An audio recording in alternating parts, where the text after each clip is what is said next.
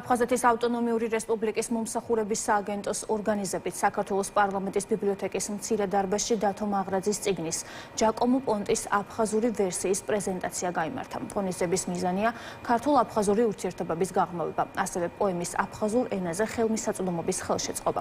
საღამოს აფხაზეთის ავტონომიური რესპუბლიკის მთავრობის თავმჯდომარე გიორგი ჯინჭარაძე, აფხაზეთის უმაღლესი საბჭოს თავმჯდომარე ჯემალ გამახარია, საქართველოს პარლამენტის, ასევე აფხაზეთის უმაღლესი საბჭოს დეპუტატები, მწერლები და პოეტები ესწრებოდნენ.